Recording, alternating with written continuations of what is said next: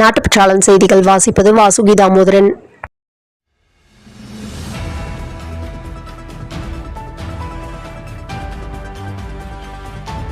இன்றைய சிந்தனை: பிடித்தவர் என்பதற்காக பிழைகளை சுட்டிக்காட்ட தவறாதீர்கள். பிடிக்காதவர் என்பதற்காக நல்லவற்றை தவறாக பரப்பாதீர்கள். இன்றைய காலகட்டத்தில் சந்தோஷத்தின் முதல் படி பணம். பணம் இருந்தால் பாதி சந்தோஷம் கிடைத்துவிடும். அதை வைத்து நாம் மீதி சந்தோஷத்தை தேட வேண்டும். எவ்வித சுயநலமும் இல்லாமல் மற்றவர்களுக்கு நாம் செய்யும் உதவிகளை இந்த பிறவியில் நாம் சேர்த்த புண்ணியமாக இருக்கும். பொள்ளாச்சியில் கோவை தெற்கு மாவட்ட திமுக 4 ஆண்டு சாதனை விளக்க மாபெரும் பொதுக்கூட்டம் தளபதி முருகேசன் தலைமையில் நடைபெற்றது.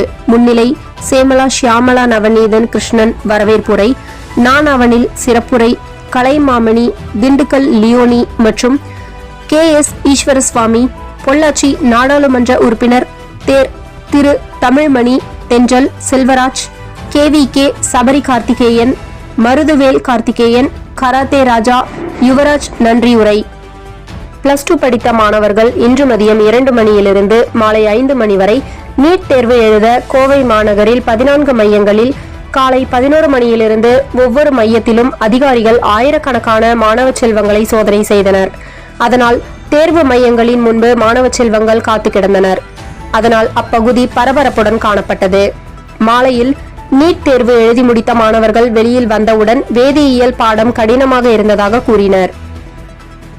பயங்கரவாத நாடான பாகிஸ்தான் மீது இந்தியா பொருளாதார ரீதியில் நெருக்கடி கொடுக்கும் தாக்குதலை மத்திய அரசு தொடர்கிறது. பாகிஸ்தானின் அனைத்து வகை இறக்குமதிக்கும் தடை. மேலும் பாகிஸ்தான் கொடியுடன் கூடிய கப்பல்களுக்கு அனுமதி மறுப்பு. தபால் மற்றும் பார்சல்களுக்கு அனுமதி இல்லை. ஏற்கனவே சிந்து நதி நீரை மத்திய அரசு நிறுத்திவிட்டது.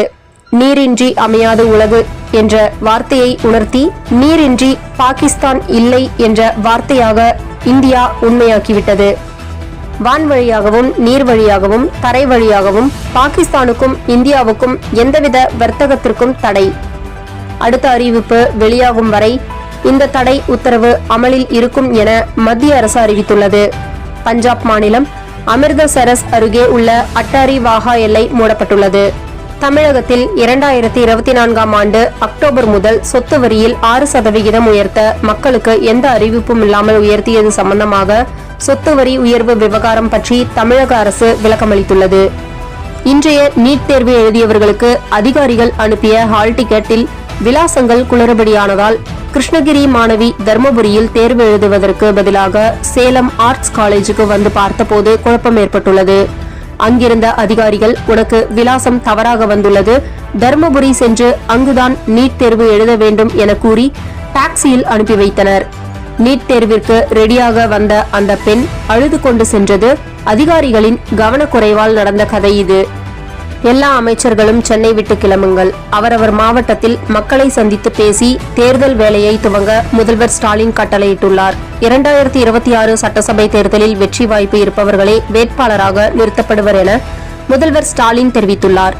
மக்களை சந்தித்து பேசும்போதும் சமூக வலைதளங்களில் பேசும்போதும் பேச்சில் கவனம் வேண்டும். எந்த காரணத்தை கொண்டும் கட்சிக்கும் ஆட்சிக்கும் தர்ம சங்கடத்தை ஏற்படுத்திவிடக்கூடாது என அறிவுரை கூறினார். மாதம் தவறாமல் வெளிவரும் நாட்டுப்பற்றாளன் பத்திரிகையின் செய்தியாளராக பணிபுரிய விருப்பம் உள்ளவர்கள் கீழே உள்ள நிர்வாக அலைபேசி எண்களில் தொடர்பு கொள்ளலாம். 7947789115 மற்றொரு எண் 9944341033. நாட்டுப்பற்றாளன் யூடியூப் சேனலில் விளம்பரம் செய்து பயன்பெறுங்கள். நமது நாட்டுப்பற்றாளன் செய்திகளை அறிந்து கொள்ள யூடியூப் சேனலை சப்ஸ்கிரைப் செய்யுங்கள்.